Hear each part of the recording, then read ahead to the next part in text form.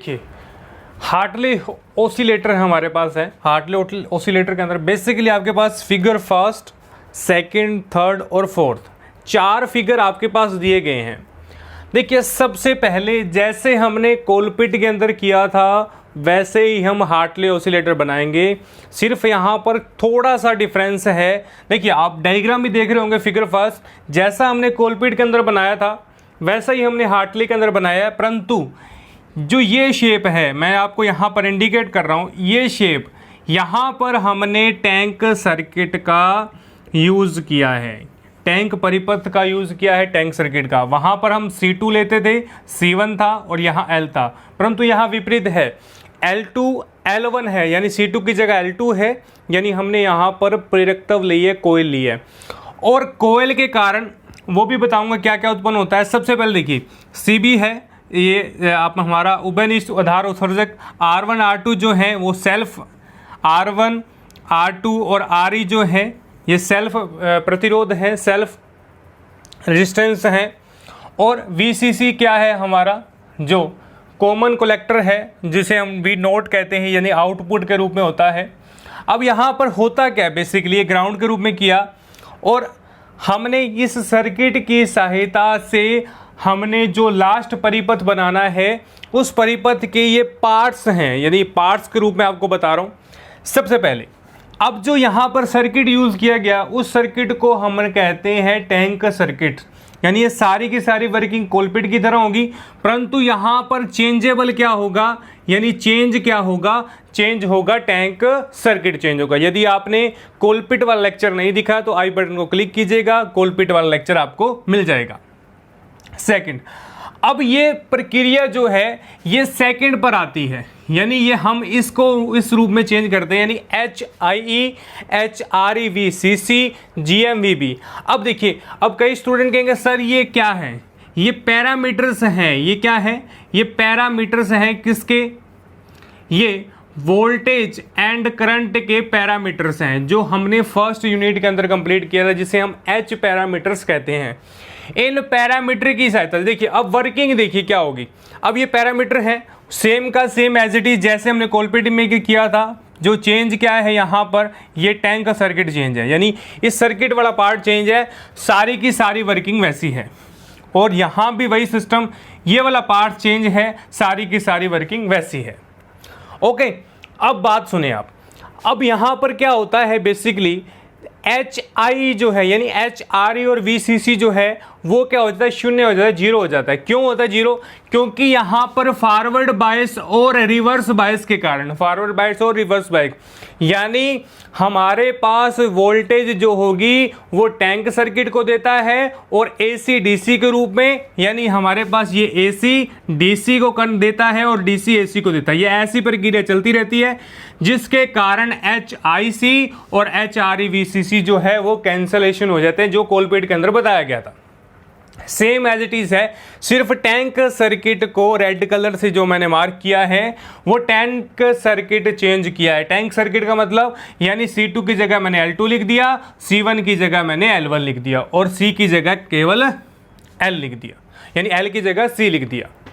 Okay, अब ये क्या होगा, हमारे पास क्या बचा, एक HIE बचा, GMVB बचा। ओके, और ये जीरो हो गया और as it is tank circuit, और हम उसे किस तरीके लिखेंगे, GMVBE HIE L2 और हमारे पास क्या है VHIE, हमने एज इट इज सेम का सेम लिख दिया, टैंक परिपथ बना दिया।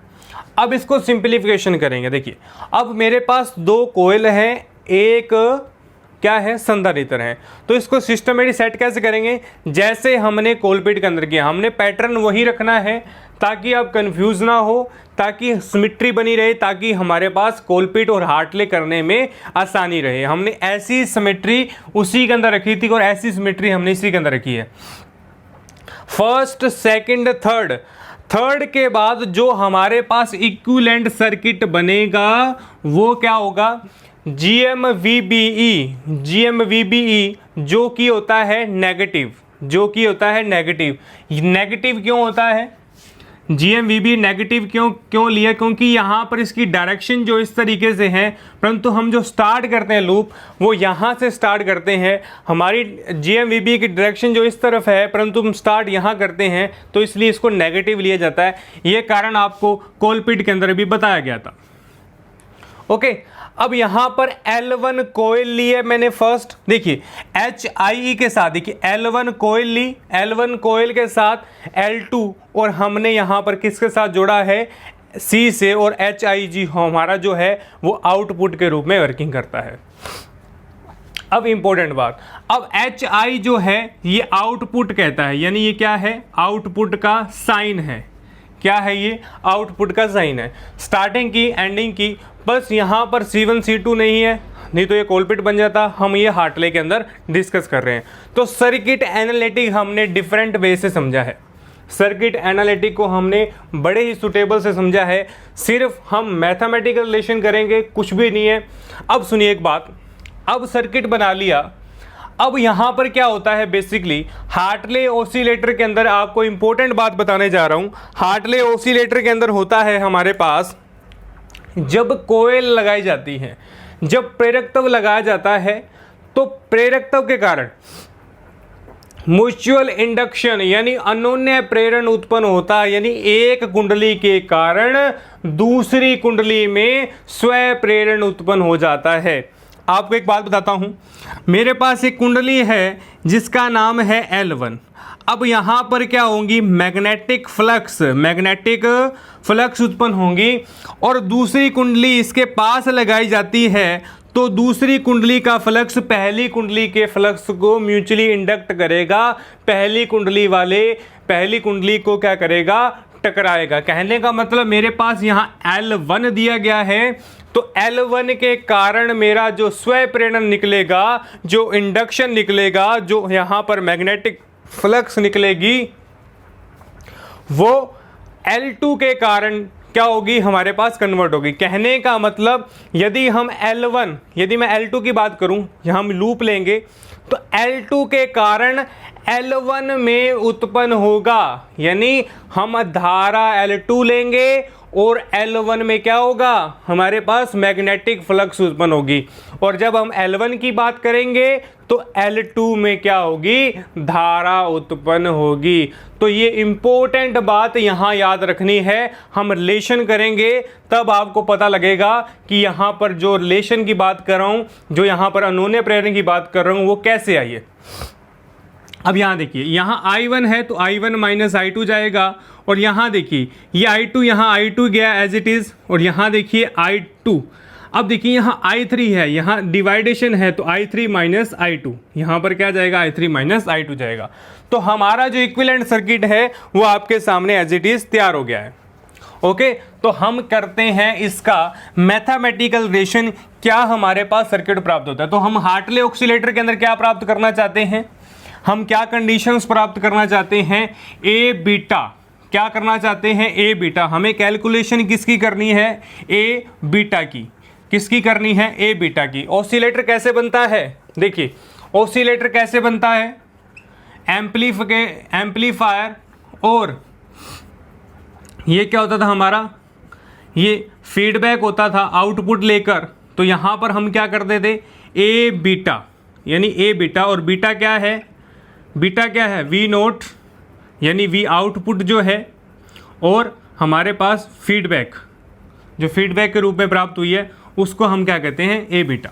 तो ये हमारा ऑक्सीलेटर था, जिसे हम दोलित्र कहते हैं। दोलित्र को बनाने का पैटर्न ये है, बस हार्टले नाम दिया गया है, और हार्टले आपके सामने है, और हमारे पास ये फिगर की सहायता से हम कैलकुलेट करेंगे। तो कुछ नहीं करना, जस्ट हमारे पास 1 और सेकंड क्या है, 2 हमारे पास लूप हैं, दोनों की कैलकुलेशन करेंगे, फिर हम ए निकालेंगे, बीटा निकालेंगे, मल्टीप्लिकेशन करेंगे, और मल्टीप्लिकेशन करने के बाद जो हमारे पास क्या बचेगा, एक तो हमारे पास बचेगा सुनिश्चित वाला यानी काल्पनिक पार्ट, और एक रियल पार्ट। हम काल्पनिक पार्ट को 0 पुट कर देंगे, एज इट इज़ हमारे पास आंसर की कंडीशन आ जाएगी। तो हम स्टेप बाय स्टेप चलेंगे, बहुत इजी होने वाला है। जैसा आपने कोलपिट के अंदर किया वैसे ही हार्टले सर्किट है, और एग्जाम के अंदर डायरेक्ट पूछा जाता है। इसके बाद हम इसके न्यूमेरिकल्स को हल करने वाले हैं। तो प्लीज़ प्लीज देखिए आप किस तरीके से हम करेंगे। फर्स्ट लूप के अंदर तो फर्स्ट लूप की बात कर रहा हूं मैं। अब देखिए फर्स्ट लूप ये रहा हमारा, ये I2 माइनस I3 है क्योंकि I2 में से I3 गया है, ठीक है।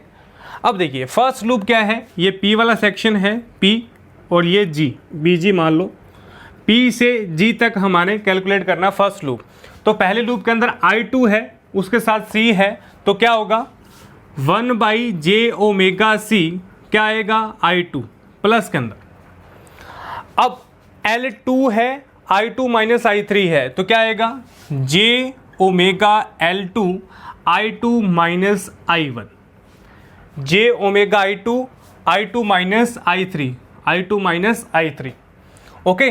अब देखिए मैं एक स्टेप लिख रहा हूं, उसका रीजन बताऊंगा आपको, j⍵M I1 माइनस का I2 ओके। ये मैं एक स्टेप लिख रहा हूं, उसका रीजन बताऊंगा आपको, चिंता मत कीजिएगा।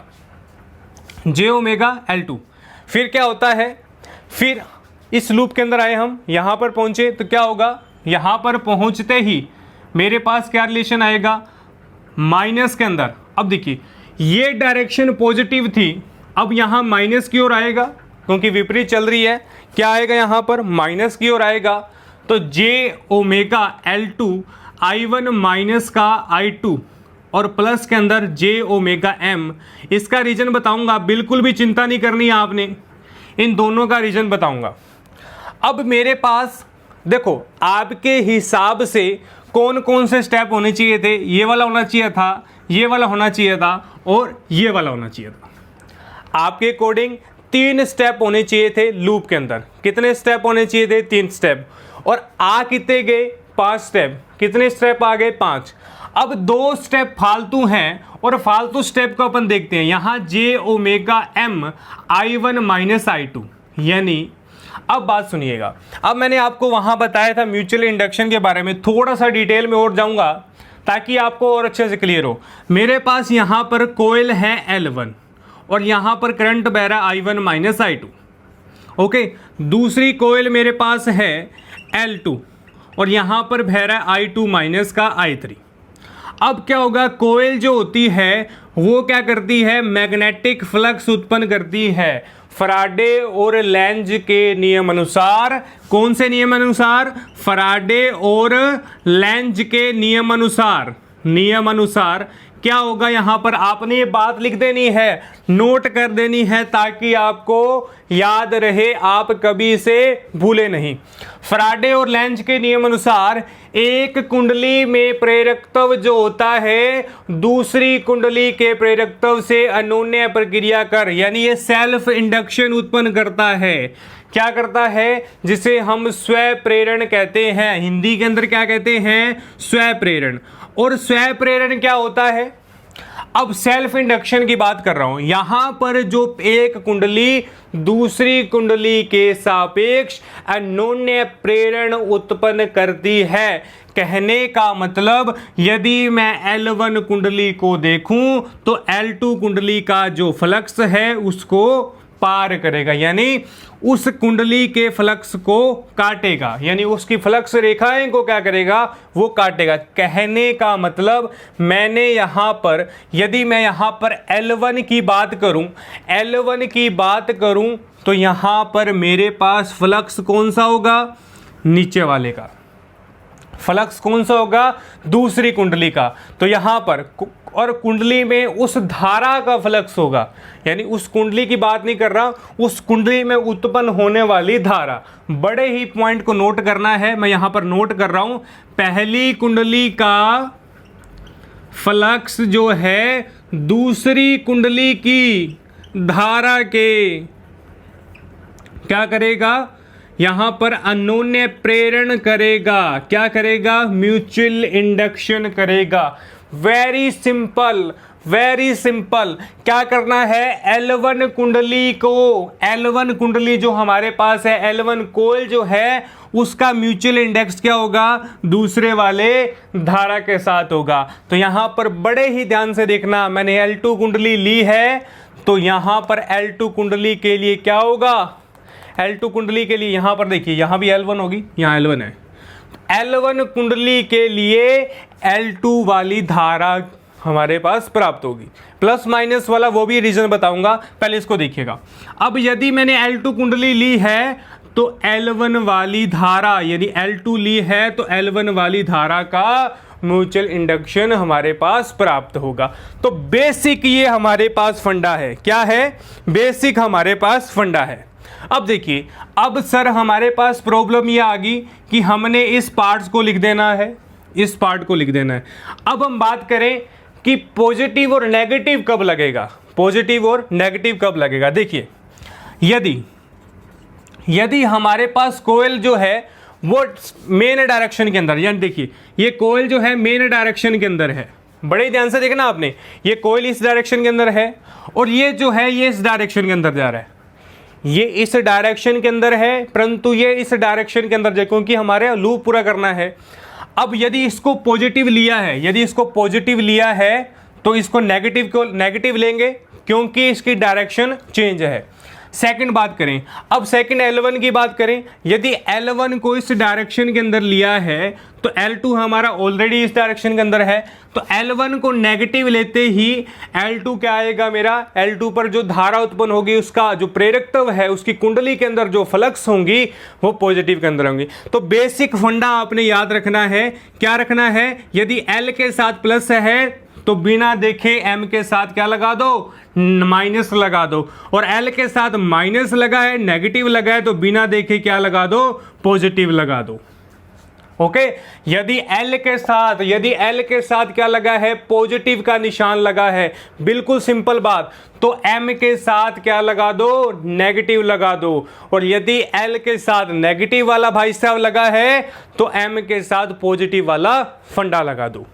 बिल्कुल सिंपल सी बात है, ज्यादा आपने डीपली नहीं जाना है, सिर्फ इन दो कंसेप्ट्स को आपने देखना है कि ये M वाला कंसेप्ट कहां से आया, M वाला पार्ट्स कहां से आया, कहां से आया, म्यूचुअल इंडेक्स से, फैराडे और लेंज के नियम के अनुसार यहां पर फ्लक्स उत्पन्न होंगी, मैग्नेटिक फील्ड उत्पन्न होगा, जिसके कारण एक कुंडली का दूसरे कुंडली पर धारा का जो फ्लक्स है हमारे पास प्राप्त होगा।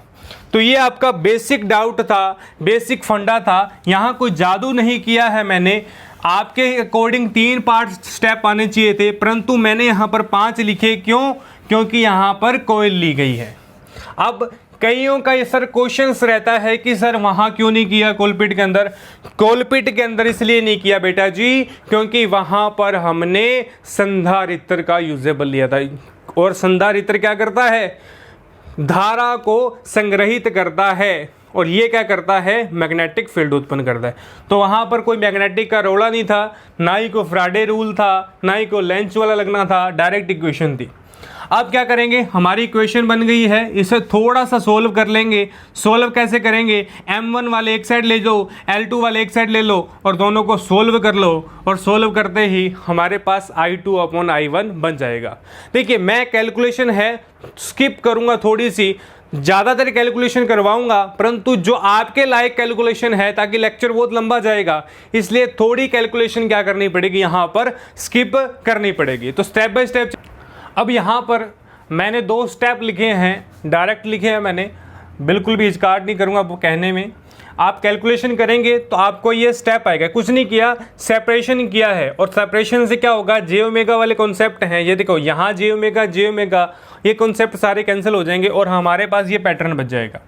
ओके, और ये पैटर्न बचते ही अब क्या करना है, यहाँ पर I1 से सारी जगह डिवाइड कर देना है। क्या करना है, I1 से डिवाइड करना है। तो I1 से डिवाइड करेंगे तो यहाँ पर क्या आ जाएगा, I1 आ जाएगा।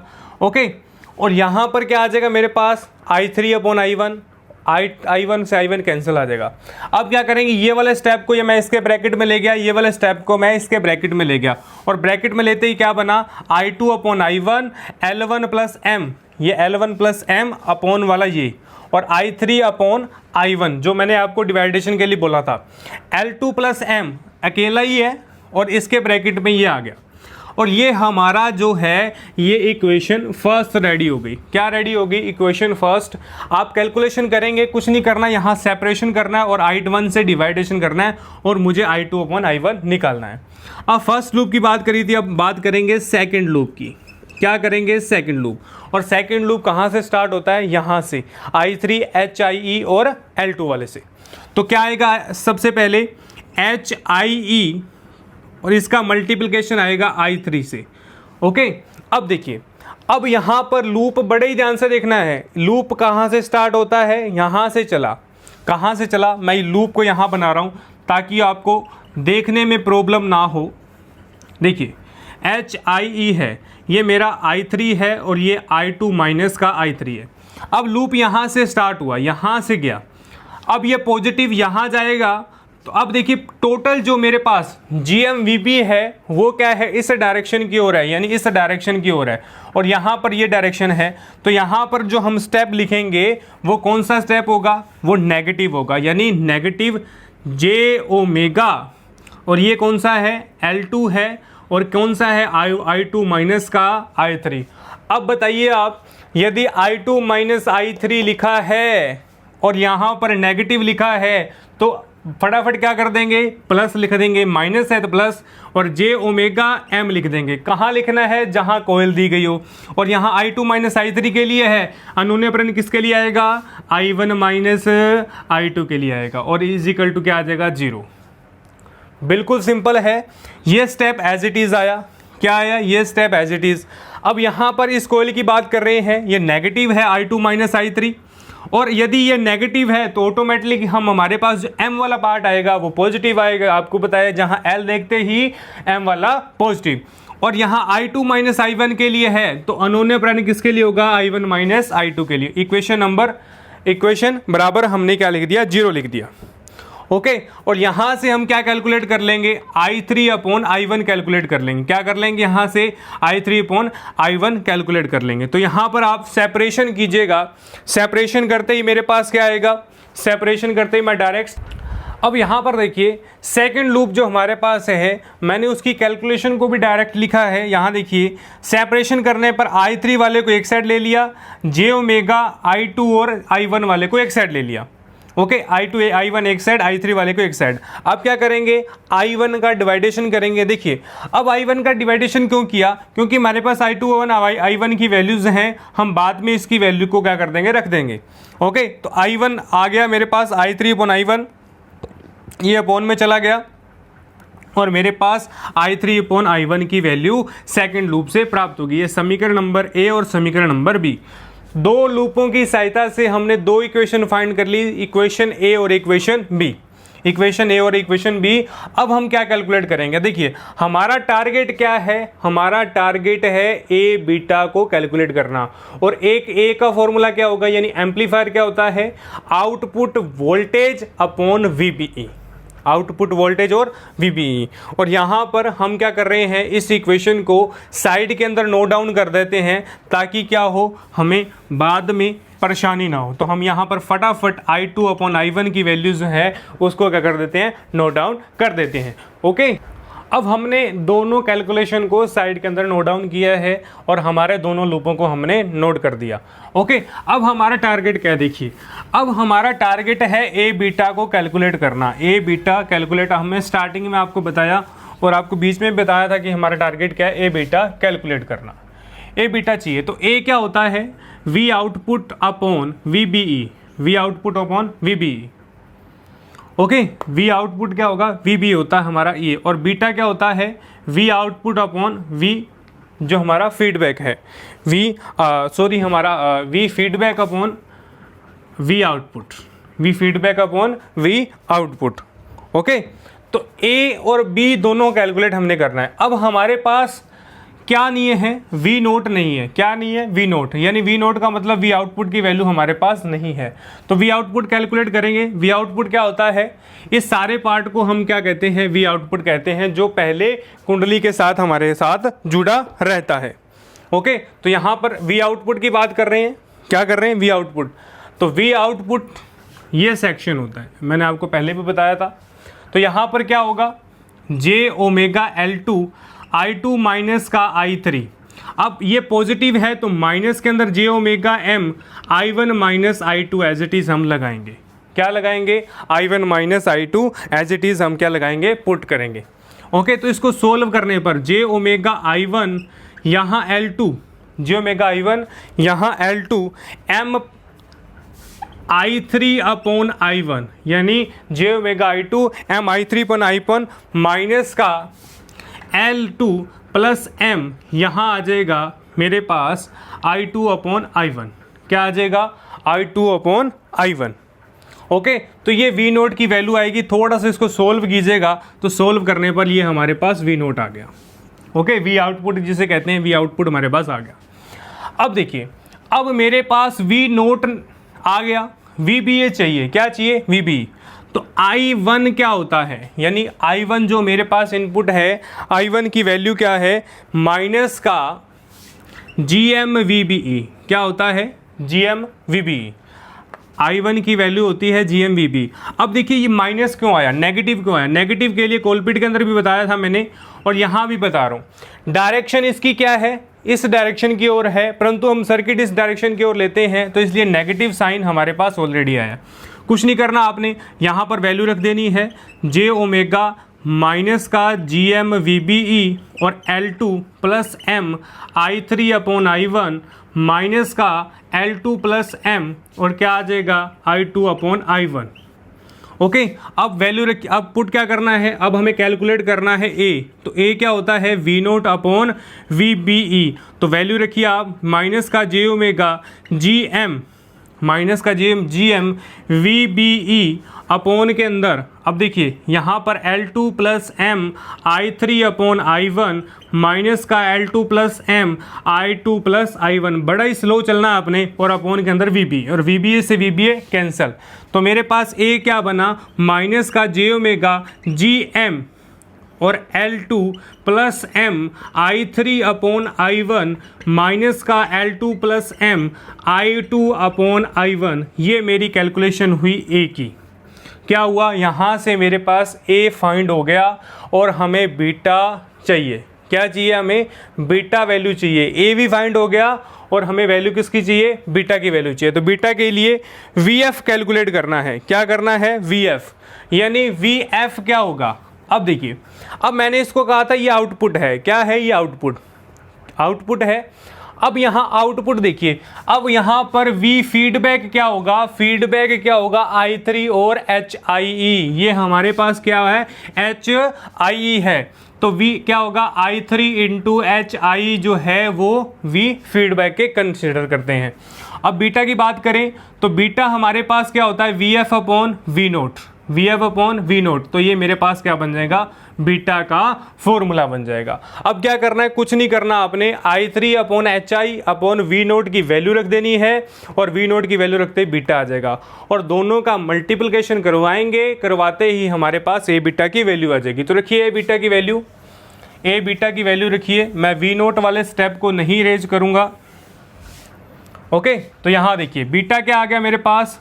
I3 HIE अपॉन के अंदर क्या आ गया? माइनस का जे ओमेगा GM VBE, या अपन इसको यहाँ I1 लिख देंगे, I1 L2 plus M I3 upon I1 minus का L2 plus M I2 upon I1। Okay, अब ये आ गई बीटा की वैल्यू। अब देखिए हमें चाहिए A बीटा।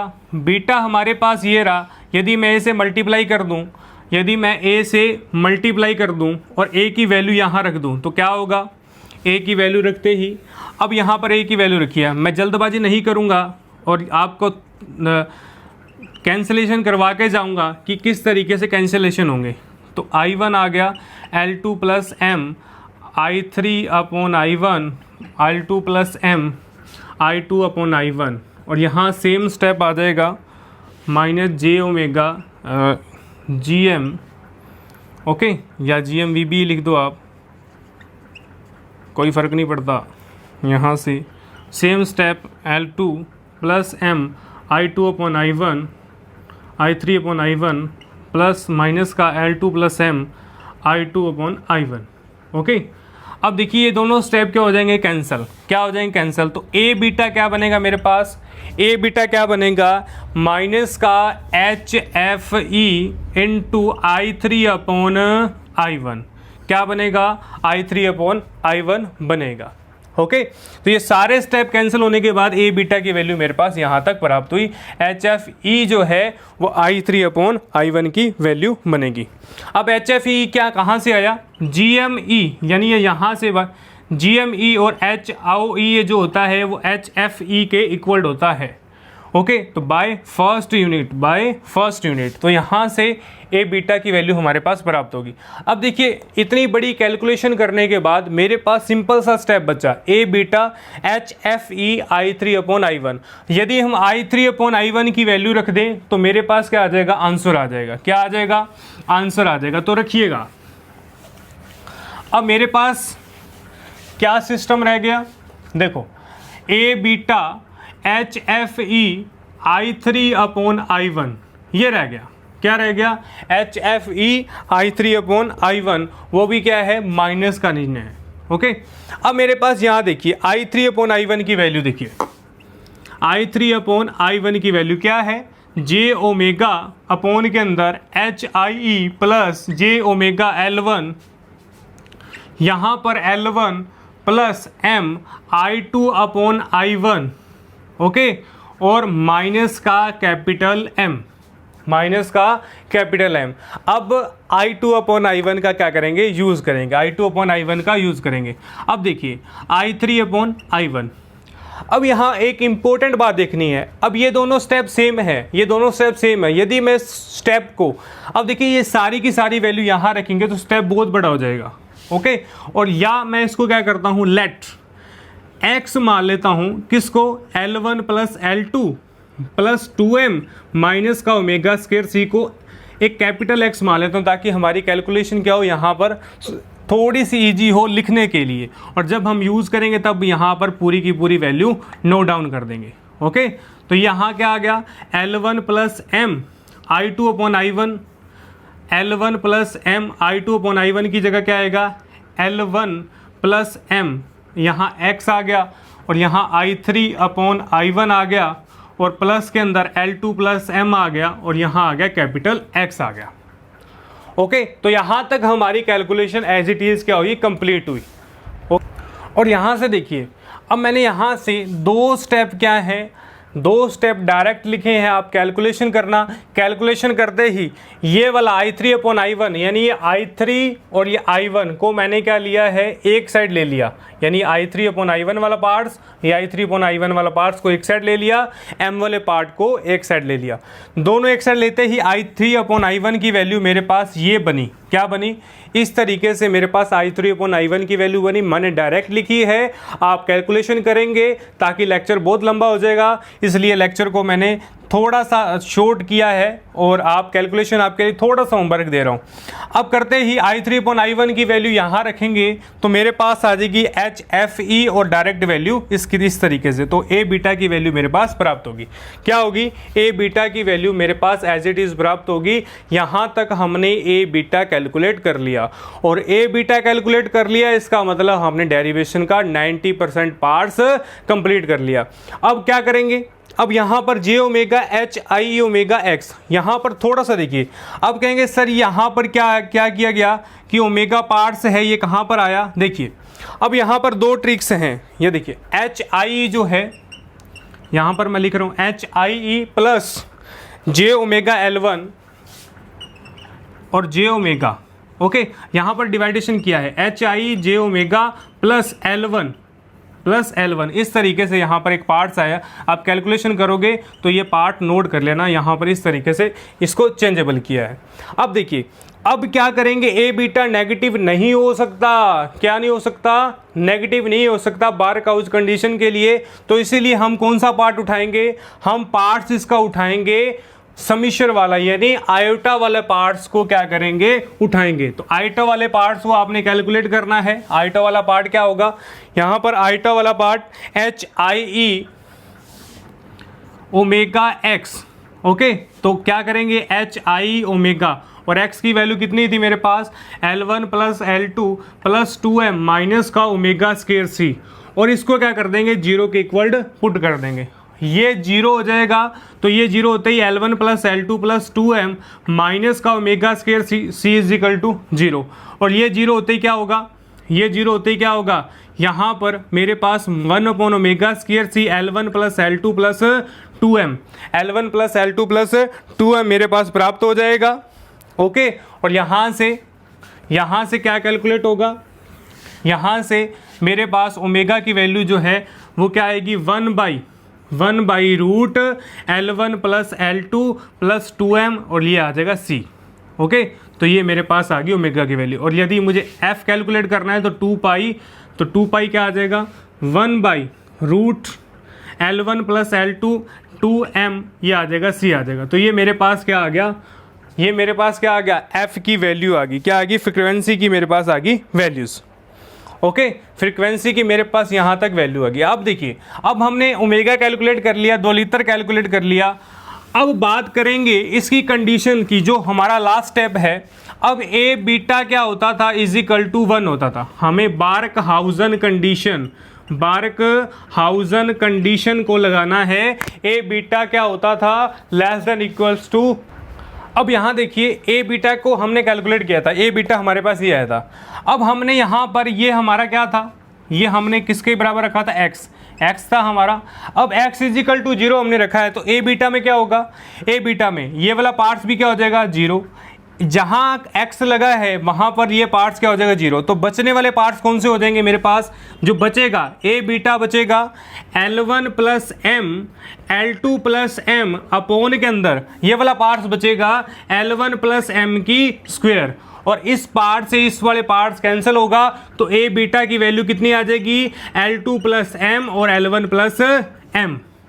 ओके, तो ये हमारे पास बार्कहाउज़न कंडीशन आ जाएगी और हम डायरेक्टली लिख सकते हैं, डायरेक्टली पुट कर सकते हैं। क्या करेंगे, यहाँ से ए बीटा जो है, कहने का मतलब HFE जो है वो इक्वल टू होगा L2 प्लस m के और L1 प्लस m के।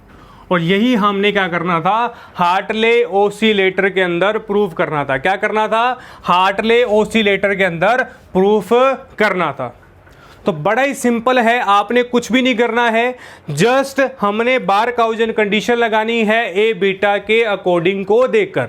यानी ए बीटा की अकॉर्डिंग की कैलकुलेशन देखनी है। ए बीटा के अंदर x वाले पार्ट को 0 कर देना है। 0 करते ही हमारे पास क्या प्राप्त होगा, बार्कहाउज़न कंडीशन से ये कंडीशन प्राप्त होगी जिसे हम हार्टले ओसिलेटर कहते हैं। तो बड़ा ही सिंपल है और स्टेप बाय स्टेप चलेंगे तो आप ज़रूर इसको कर पाएंगे। और कैलकुलेशन ज़रूर करनी है, जहाँ मैंने कैलकुलेशन को छोड़ा है, क्योंकि लेक्चर बहुत लंबा हो जाता है कैलकुलेशन करने से। और आप छोटी मोटी कैलकुलेशन करिए, बस बेसिक कॉन्सेप्ट याद रखिए कि यदि कोयल के अंदर बह रहा है, यदि एक कोयल का लेंगे तो दूसरे कोयल के म्यूचुअल के अंदर हमें m लेना है। यानी l दिखते ही m, यदि l पॉजिटिव है तो m नेगेटिव, और यदि l नेगेटिव है तो m पॉजिटिव आएगा। ओके, तो इतनी बात के लिए आज के लेक्चर को क्या करते हैं, अपन विराम करते हैं। तो आपको ये लेक्चर अच्छा लगा है तो इसको लाइक ज़रूर कीजिएगा। और यदि आपने सब्सक्राइब अभी तक नहीं किया तो सब्सक्राइब अवश्य कर लें। और यदि आपकी कैलकुलेशन नहीं हो रही है तो इम्पोर्टेंट बात, यदि आपकी कैलकुलेशन नहीं हो रही है मुझे कमेंट बॉक्स में बताइएगा, मैं आपके लिए सोल्यूशन लेकर आऊँगा। और हमारे टेलीग्राम चैनल को ज्वाइन कीजिए। कोई भी डाउट हो इस लेक्चर से संबंधित मुझसे संपर्क अवश्य कीजिएगा। धन्यवाद ऑल ऑफ यू।